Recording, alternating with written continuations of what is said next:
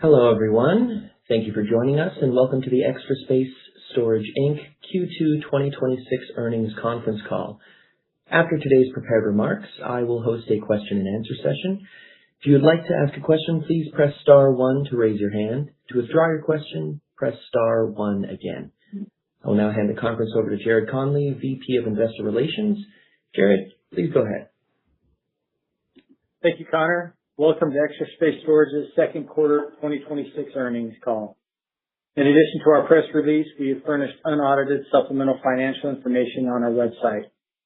Please remember that management's prepared remarks and answers to your questions may contain forward-looking statements as defined in the Private Securities Litigation Reform Act. Actual results could differ materially from those stated or implied by our forward-looking statements due to risks and uncertainties associated with the company's business.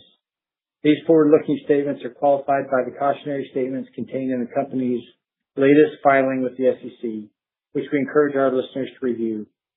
Forward-looking statements represent management's estimates as of today, July 29th, 2026. The company assumes no obligation to revise or update any forward-looking statements because of changing market conditions or other circumstances after the date of this conference call. I would like to now turn the call over to Joe Margolis, Chief Executive Officer. Thank you, Jared, and thank you everyone for joining today's call. In addition to our CFO, Jeff Norman, I am joined today by our President, Noah Springer. I am pleased to report a strong second quarter for Extra Space Storage. We delivered core FFO per share of $2.15, representing a 4.9% year-over-year growth, a result that reflects both the quality of our platform and the improving operating environment. Our same-store revenue grew by 2.4% in the second quarter, exceeding our internal projections and accelerating from the first quarter. Occupancy ended the quarter at 94.2% as our systems effectively balanced rate and occupancy to optimize revenue across the portfolio. The pricing power we have been building over the past several quarters is now clearly flowing through our results. And with same-store expenses declining modestly year-over-year, same-store NOI also accelerated, demonstrating the leverage in our operating model. We are seeing broad-based improvement across many of our markets, supported by steady customer demand, strong retention of existing customers, and gradually moderating new supply. While new customers still exhibit some price sensitivity, we continue to capture a disproportionate share of the market due to our best-in-class digital marketing, pricing, and operating systems.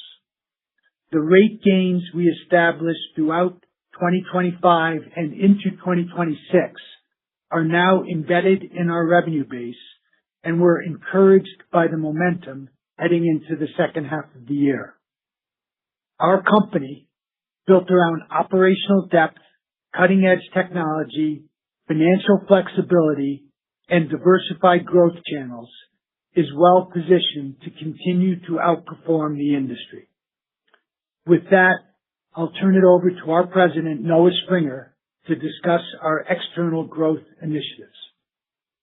Thank you, Joe. Our external growth platform continued to perform well across multiple channels in the second quarter. In the acquisition market, we were both disciplined and active. We closed 18 stores for $91 million, almost all of which were off-market transactions. Our scale, reputation, and long-standing relationships give us broad access to deal flow, and we're seeing many opportunities. That said, asset pricing remains elevated, and we're maintaining our underwriting standards and staying disciplined with a focus on long-term accretion rather than chasing volume. We have significant growth capital to be opportunistic, and we will continue to use our balance sheet and joint venture structures as part of our external growth strategy. We take pride in being strong capital allocators, and we will remain focused on opportunities that enhance portfolio quality and generate accretive returns for our shareholders. Our bridge loan program had another strong quarter. We originated $141 million in new loans and ended the quarter with approximately $1.5 billion in outstanding balances. The bridge loan program creates value on multiple levels. This program generates attractive interest income in addition to earning management fees and tenant insurance. Finally, the program creates a natural pipeline for future acquisitions as we continue to consolidate our fragmented industry. Third-party management also delivers similar benefits. We added 67 stores during the quarter with net growth of 48 stores, bringing our year-to-date net growth to 108 stores and our total managed portfolio to 1,964 stores at quarter end. The steady demand for our management reflects what owners experience firsthand. Our platform consistently drives superior property performance through operational expertise, sophisticated revenue management, and technology infrastructure that scales across more than 4,400 stores. Now, I'll turn it over to our CFO, Jeff Norman. Thank you, Joe and Noah. Our FFO growth of 4.9% exceeded our internal forecasts and was driven primarily by store-level performance. Year-over-year same-store revenue growth accelerated 70 basis points from the first quarter to 2.4%. Same-store NOI accelerated 230 basis points, increased 3.5% year-over-year. Same-store expenses decreased modestly year-over-year, with all major categories at or better than our internal expectations. Our discipline translated directly into accelerated NOI growth. Our ancillary businesses also contributed to our FFO outperformance. Net tenant insurance income exceeded our forecasts due to stronger penetration and lower claims volume. Interest income was also ahead of estimates due to modestly higher interest rates and higher than modeled loan retention. Our low leverage balance sheet remains strong with significant access to capital. At the end of June, we priced a $550 million bond offering at 4.9%, which settled the first week of July. Proceeds for the offering were used to pay off our first bond maturity on July 1st. Today, we have roughly $2 billion available on our revolving lines of credit, net of amounts held available as a backstop for our commercial paper program, which gives us significant flexibility to move quickly on investment opportunities. Shifting to guidance, last night we raised our full year 2026 FFO outlook. Our core FFO is now expected in the range of $8.25 to $8.40 per share. We raised same-store revenue growth guidance 100 basis points to a range of 1% to 2%. We also raised our same-store NOI guidance 200 basis points to a range of positive 0.5% to 2.5%. We refined our Los Angeles price restriction assumption, and our updated guidance reflects approximately 20 to 30 basis points of headwind for the full year compared to our initial estimate of 40 basis points. In summary, we are having a solid summer leasing season. Same-store NOI and core FFO are both ahead of expectations. Our balance sheet is strong and prepared for additional future growth, and we continue to benefit from having the strongest team, portfolio, and platform in the industry, which all have contributed to our results. With that, operator, please open the line for questions. We will now begin the question and answer session. Please limit yourself to one question and one follow-up. If you would like to ask a question, again, please press star one to raise your hand. To withdraw your question, press star one again. We also ask that you pick up your handset when asking a question to allow for optimum sound quality. And if you're muted locally, please remember to unmute your device. Please stand by while we compile the Q&A roster. All right, your first question is from the line of Michael Goldsmith with UBS. Good afternoon. Thanks a lot for taking my question. The same-store revenue growth in the first half of 2% is equal to the high end of your updated 2026 guidance, implying a deceleration in the back half. So, one, what would drive a deceleration in the back half? And then two, did you change any of your assumptions for the back half outside of updating for LA? Thanks. Yeah, thanks, Mike. You're spot on that Depending on where you are in the range, at the high end, it implies that same-store revenue growth is similar to that of what we experienced in the first half of the year, and that at the low end of the range, it implies some deceleration. And a couple of factors play into that. The first is, as we move deeper into the year, we do experience more difficult comps, so we're mindful of that. And second, while we haven't seen any change in customer health, be it existing customers or new customers, they're all performing consistently as they have been throughout the year. We're not unaware of the headlines and some of the macro risks related to the customer out there. We read a lot about consumer confidence being low, about there being pressure from inflation and other macro forces. And we feel like those risks are appropriate to factor into the range. All of that said, we factored those into our original range and didn't fill those specifically in the first two quarters. And so far, I've really not felt them in July. July was quite similar to June. So to the extent that those don't materialize, it presents an opportunity with the guidance, but we think the prudence is reasonable given those macro factors.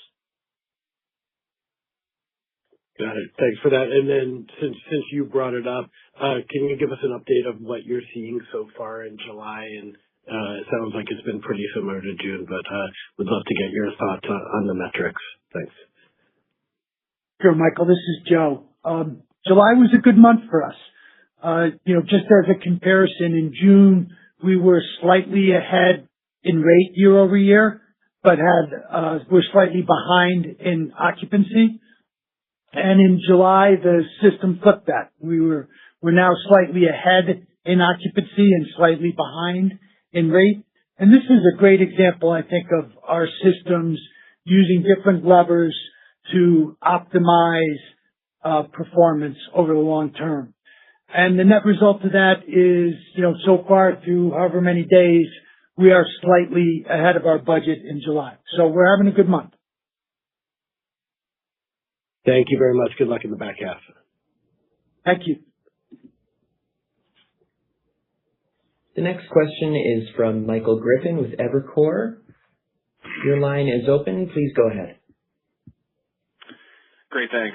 John, I know you touched on this a little bit in your prepared remarks, but I'm just curious if you could expand on the customer demand side of the equation. Has top of funnel improved at all? Has the pie expanded, or are you still just sort of competing against the same customer base? And as you look at this inflection and acceleration in same-store fundamentals, is it mostly driven by a moderating supply picture, or is there anything from sort of organic customer demand that you're seeing that gets you incrementally more positive? Yeah, our view is that customer demand is steady. We haven't seen any pickup in the housing market. We don't see any indications through our various channels that there's more customers out there. But our systems are able to not only capture more than our share of customers. We've had the highest occupancy at the highest rates in the industry for many, many, many quarters and years now. But we're also capturing better quality customers through some of our channel pricing and other strategies. So I think the short answer is demand is steady. Performance is improving because of the continued reduction in supply, and our systems are optimizing what's available in the market. Thanks, Joe. That's certainly some helpful context. Maybe one next for Noah on the transaction market. Can you just give us a sense of, whether it was the deals you closed this quarter, sort of how we should think about those on either a cap rate or a unlevered IRR basis, and then, talk a little bit about the competition that you're seeing, the interest from private capital, just as it relates to kind of institutional self-storage quality product. Thank you. Sure, Griff. Thanks for the question. What we're seeing is the market out there continues to be a little expensive, and where cap rates are coming in on the broker deals tends to push us towards our proprietary pipelines that we have. So we continue to close deals that are relationship deals, that are managed deals, and that are joint ventures and bridge loans. we tend to go to those because as those deals come up and they're ready for us to harvest, they end up being great deals for us and for our partners. Kind of the whole idea of all of those pipelines that we have. Quite a few of the stores, in fact, the majority of the stores that we closed this quarter were from a relationship deal that we had, and we're happy with that, and happy that with the accretion that we got from those stores, and we'll continue to look towards that as the market tends to be a little more expensive than we want to do on the brokerage side. Great. That's it for me. Thanks for the time. Thanks, Greg. The next question is from Todd Thomas with KeyBanc Capital Markets. Your line is open. Please go ahead. Yeah, hi, thanks. I wanted to ask, so Joe, you talked about the July trends, and mentioned that the comps get a bit more difficult in the second half. Do you see potential for move-in rents to move ahead year over year again in the back half of the year? And, you sort of mentioned the combination of the slightly higher occupancy and the slightly lower move-in rents in July. The combination of that, you're still tracking ahead of plan, but is that an environment longer term in which revenue growth can continue to improve generally from these levels? Sure. There's a lot of factors that can lead to revenue growth. I mean, as you point out, rate and occupancy are two of the most important ones, but there's others such as ECRI, unit mix optimization, other tools we have to have positive revenue growth.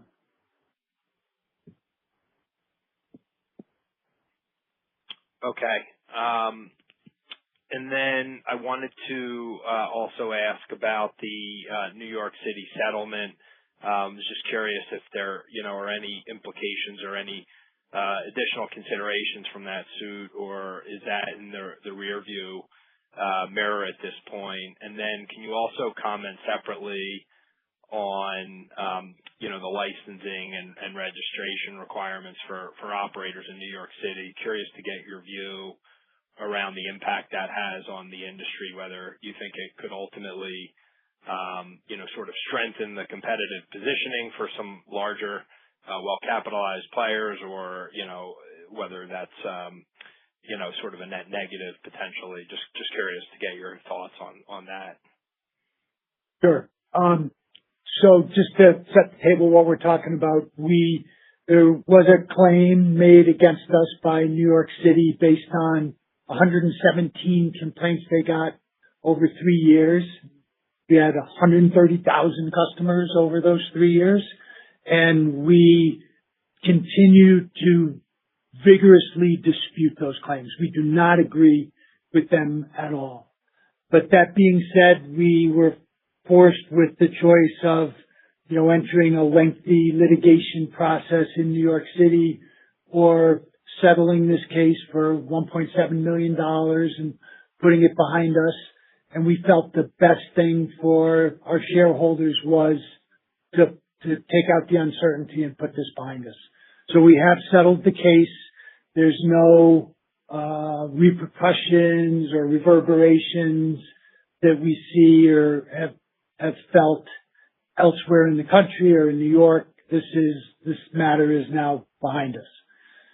With respect to the second part of your question, all self-storage operators in New York City will be required to have a license on, I think, August 24th of this year. We are prepared to file the papers, pay the very modest fee, and get licensed.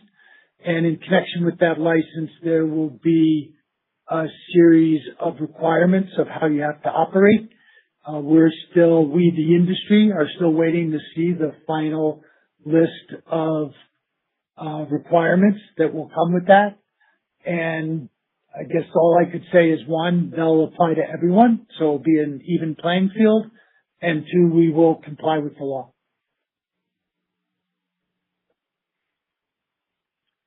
Okay. All right. Thank you. Sure. Thanks, Todd.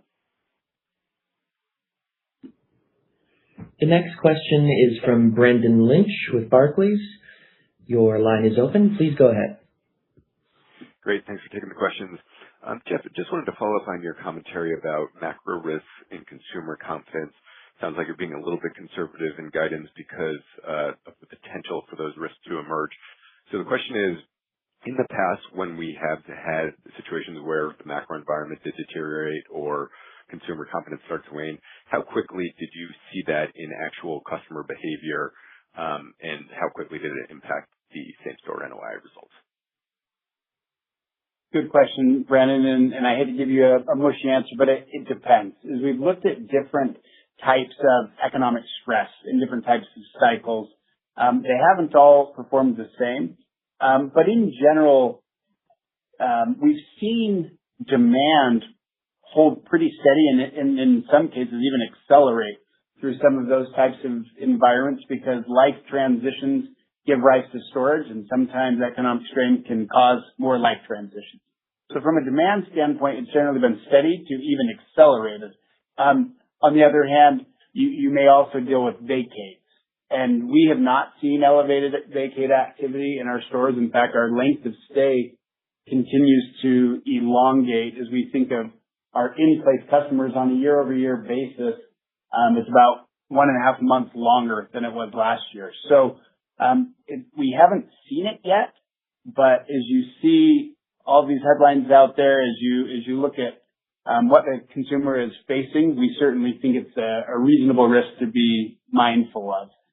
But to your point, we have not felt it in our customer behavior year to date, and so if that continues to be the case, then that assumption would potentially prove conservative.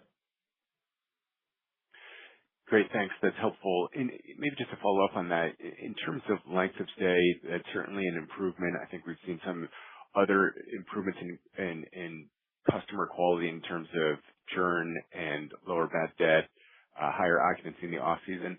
How much further do you think you can go in terms of improving the average customer's behavior in the portfolio and kind of just maintaining that customer relationship for a longer time to benefit from their stay in your facilities? Yeah, that's a very good question, but also a hard one to answer. I don't know if we have like a goal for length of stay or any of these other metrics, but our scale and the amount of data we have allows us to continually test ways to optimize performance. How do we get a better customer? How do we keep them longer? Just all kinds of different metrics. So I can say with confidence we continually try to improve across all of these metrics. We have been improving. We have a good track record, but I don't know how far we have to go. Okay, very good. Thank you.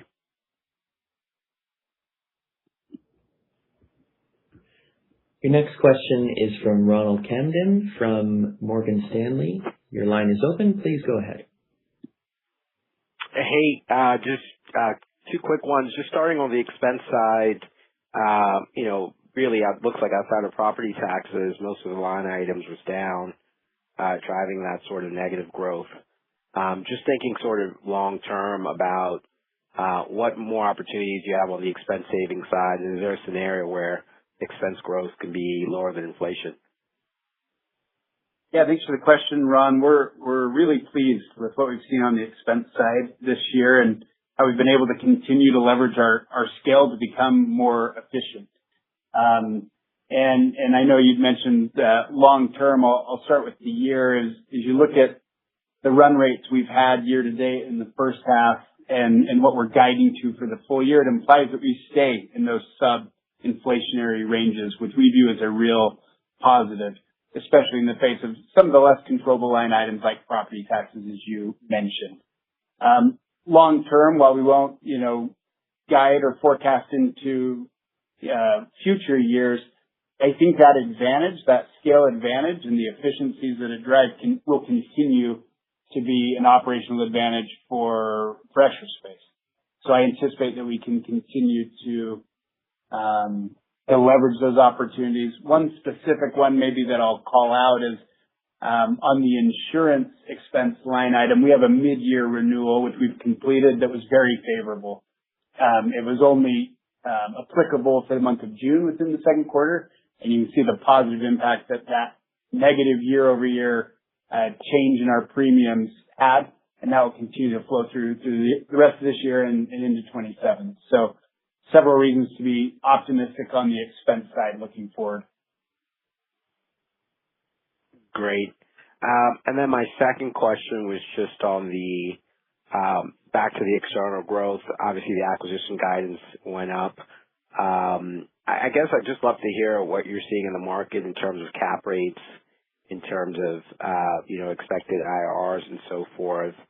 And I think historically you've talked about just pricing really not making a lot of sense for you guys to be really sort of aggressive and so forth. Just curious if that's still the thought and how you guys go about it. Thanks. Yeah, we're looking at our underwriting disciplines and continue to stay very disciplined in that. While asset pricing remains elevated, when we say that, I would say in anywhere from A to C markets, you're probably somewhere from the high fours to the high fives if you want to look between those markets. So where we look at that, we're going to continue to harvest deals from our proprietary pipelines where it makes sense for us, and where we continue to have deals that are accretive to us over our cost of capital.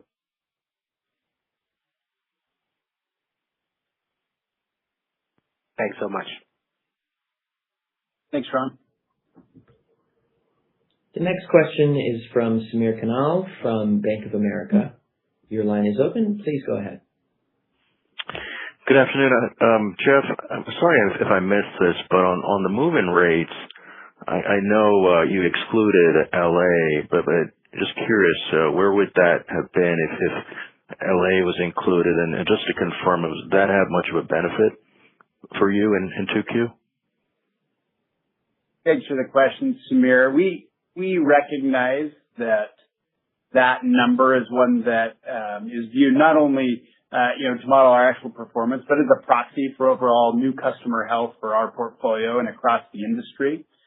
To include LA County, which is artificially regulated, doesn't make a lot of sense from our perspective, because you're going to be comparing apples and oranges a little bit, especially as you think back to your comp period last year when those restrictions were in place. So I won't provide a full portfolio number, but I can tell you that internally we think of it the same way. We are not using that data. We're focused on it stands Los Angeles County, because that's really the best proxy for what we're seeing across the portfolio. Okay, and then I guess Joe, certainly positive comments around the supply side of things. Maybe elaborate kind of which markets are seeing less supply, given that demand is steady here. Thanks. I think you're seeing lower supply in almost all markets. Now, that doesn't mean that when there's still stores being delivered, and in that micro market, right, when we talk about self-storage markets, we're talking about very, very small areas. That's bad for that market and negative. But when we talk about MSAs and large markets, I think you're seeing a decline in deliveries in almost all MSAs.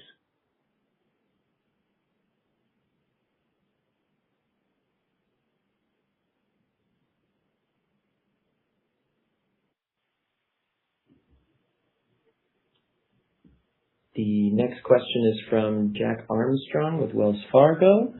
Your line is open. Please go ahead. Hey, good afternoon. Thanks for taking the question. Can you characterize your ability to push ECRIs into the back half, particularly following a couple of quarters of lower churn and extended length of stay? You're a little garbled in the question. It might be a systems problem. Do you mind repeating the question? Yeah, sorry. Hopefully this is a little clearer. Can you characterize your ability to push ECRIs in the back half? So I think the question is about ECRI, pushing ECRIs in the back half of the year. So we take a longer view on ECRIs and don't try to maximize in any one quarter or 2 quarters, because customers are extraordinarily sticky, and when we test different ECRI levels, it's really hard we don't see increased move-outs even with increasing ECRI. But that being fair, we need to have a long-term, fair, sustainable program, and that's what we seek instead of maximizing ECRI. Okay, that's helpful. Thank you. And then how should we be thinking about the growth in the bridge loan business going forward? Is $1.5 billion where you're comfortable keeping that book, or do you plan to grow further from here? Yeah, the $1.5 billion I think is a good number for us. I think we'll continue to see it there. If we want to flex up or down, we can always sell the A's or hold the A's a little bit longer. But where we are currently, I think that's a good spot for us. Okay, helpful. Thank you. Thank you. Next question is from the line of Eric Wolfe with Citi. Your line is open. Please go ahead. Thanks. It's Nick Joseph here with Eric. In the release, Joe, in your quote, you mentioned that you're never satisfied. I was wondering if there's any meaning or anything you're trying to convey with that quote, kind of on the go forward in terms of any changes, either technology or M&A, or kind of broader thoughts on the business to keep driving the results. Yeah, thanks for the question. I think what's important to understand about Extra Space is we're constantly trying to sharpen our tools. We're constantly innovating. We're using our data and technology to test. And it's really a lot of small gains. We're getting a little bit better at this, a little bit better at that. I'm not in any way announcing, brand new Extra Space or any big changes, but certainly want to give the impression that, we're never satisfied with our systems and our technology stack and our processes, and we're always trying to get a little bit better. And I think it shows up in the results. Thanks for that. This is Eric. I had a bit of a specific question, but you talked in the beginning about the acceleration you saw in the first half on same-store revenue. Obviously, got into the deceleration in the back half. But I guess given the boost from LA, is it not possible that we see a third quarter sort of acceleration from the second quarter? And maybe if you could just share for the back half of the year how much LA should boost same-store revenue growth just in the back half. So at the beginning of the year, we estimated that the restrictions in LA, if they were in place for a full year, would provide a 40 basis point headwind. So right around mid-year, they were lifted, but we don't get the whole benefit from that, exactly on the day they're lifted. So now we're estimating it's a 20 to 30 basis point headwind as opposed to a 40 basis point headwind. So some help, but not very significant. Okay. And so I guess the other part really was just on the third quarter. Like I know everyone always tries to set up things to be outperformed, but is there sort of a path, like either an occupancy or ECRIs, everyone just pays attention to move-in rates, where sort of same-store revenue could accelerate in the third quarter, or is that just sort of an unlikely thing to happen? Yeah, good question, Eric. And I appreciate the way you asked. And I think there is perhaps too much focus singularly on new customer rate as the only driver of revenue. And as we've talked about on the call, there's multiple other levers in short. There's always an opportunity to continue to accelerate revenue. We haven't necessarily guided to that, but it is certainly possible. Okay. Thank you. Thank you. The next question is from Brad Heffern with RBC. Your line is open. Please go ahead. Yeah, thanks. Hey, everybody. Talked in the past about how the last few peak seasons have been sort of truncated, and the explanation has generally been the lack of housing mobility. I'm curious, did you see any difference in the shape of the curve or the strength of the peak this year? Good question, Brad, and no. I would say no different than what we've seen the last couple of years in a row, and very much in line with our expectations. We guided to, modeled, and assumed that we would have no material catalyst from a demand standpoint through the summer leasing season, and I think it's played out in line with that expectation. Okay, got it. And then on the recent move-in rates and occupancy, it sounds like the combination's been pretty flat in June and July. I think the traditional wisdom is that you see the same-store revenue converge with move-in rates on maybe a 12 or 18-month lag. I'm wondering, do you think like this increase that we've seen into the mid-twos and on same-store revenue is just because you had those high move-in rates last year and that it's more inclined to go back to flat just based on where the leading-edge move-in rates are? Or am I thinking about that wrong? I know there's tons of things that affect revenue besides move-in rates, but just all else being equal. I think your thesis is correct that, if you look at new customer rates in prior periods, they roll into the rent roll, and that gives you a sense for future revenue growth. But it is only one component, and as we spoke earlier on this call, there's other components that could provide positive revenue growth in future periods, even if you have several periods of flat rate growth. Okay, appreciate the thoughts. Thanks. Sure. The next question is from Victor Fadiv from Scotiabank. Your line is open. Please go ahead. Thanks. Yeah, I wanted to follow up on these move-out trends because it appears that the low housing mobility environment is actually becoming a benefit rather than a headwind, with customer stickiness, longer lengths of stay, and muted move-outs more than offsetting weaker moving activity. So how sustainable do you believe this dynamic is, and what specific actions are you taking to maintain these strong retention levels, particularly given that some of your peers are having lower occupancy levels, so they may be more inclined to compete aggressively on price? So, agree with your point that the reduction in moving customers from, peak of low 60s to about 55% now has largely been replaced by customers who tell us they're storing because they lack space for their goods. And the expected length of stay of those customers is at least twice as long as the moving customers. So that is the benefit of the downturn in the moving, the slowness in the housing market. And the second part of the question, what are we doing? Well, you need to provide an excellent customer experience at the store. Our customer satisfaction rates are in the low 90%. Important part of that is having a manager there to make sure the store is clean and have a relationship with the tenant and address their concerns.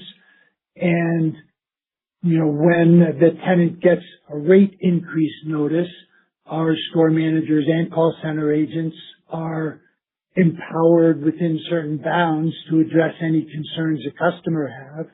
And we end up with about 16% of our customers who get rate increases getting some level of relief and staying in the store through that. So that helps us retain customers. So I'm going to repeat myself. I think it all falls under providing a good experience for the customer and making them want to stay and not seek there. Most of our customers, 76% of our customers, when they leave, it's because they don't need storage anymore. And it's really hard to save those customers if they don't need the product anymore. But the other ones, we can focus on providing a good experience to. Makes sense. And then The second question, which markets actually contributed most to their Q2 outperformance versus your initial expectations heading into 2026? Yeah, Victor, sorry for what will sound like a vague answer. It really was across the board. We saw general outperformance, and some of the stronger markets in terms of total same-store revenue growth also had the strongest outperformance. So as you think of some of the Midwest markets, DC, Boston, Chicago, Richmond, Virginia, San Diego, California, across the board, we had a number of markets outperform. Thank you. Thanks, Victor. The next question is from Michael Mueller of JP Morgan. Your line is now open. Please go ahead. Yeah, hi, thanks. Yes, Joe, given your comments about not focusing just on move-in rates, do you think you have the mathematical ability to kind of get back to a 3% same-store revenue number without a substantial lift in street rates in a flat occupancy world?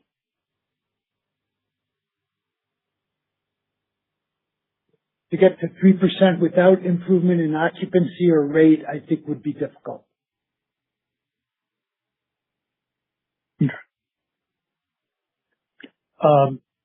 Do you have a sense as to, I guess, how much of a lift we need to see in street rates to kind of get you back to that level? I think there's a lot of variables, and to plug in one piece of the formula is difficult without knowing what the others are.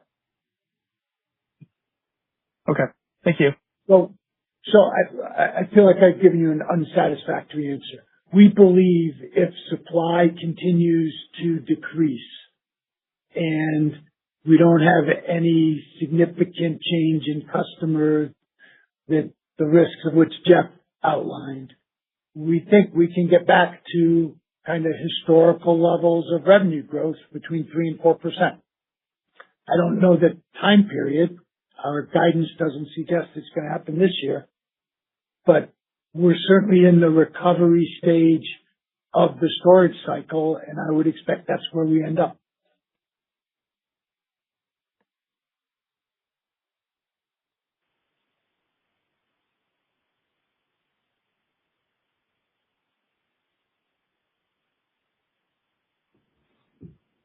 The next question is from Juan Sanabria of Bank of Montreal. Your line is open. Please go ahead. Hi, good afternoon or good morning. Just a question with regards to kind of the slope of same-store revenue expected in the second half. Should we be thinking with an eye towards the exit run rate or how you'd start 2027 that the growth in same-store revenues is getting smaller because of the comps, or that's not necessarily how we should be thinking about it? Any comments on the slope or the exit run rate would be extremely helpful. Thank you. Yeah, and apologize for being repetitive, Juan. It will depend where you are within the range, right? If at the high end of the range, it would imply a flat slope heading into 2027. At the bottom end of the range, it would imply some deceleration into next year.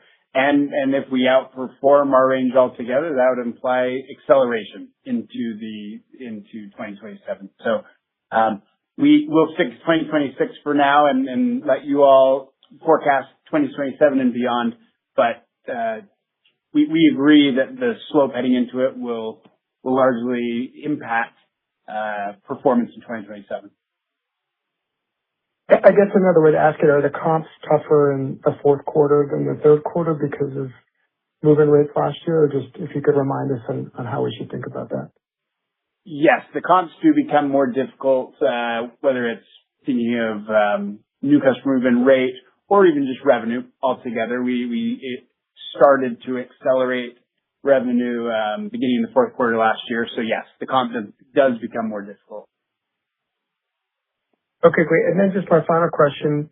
Have you guys leaned on ECRIs, either cadence or percent increases in any noticeable or material way?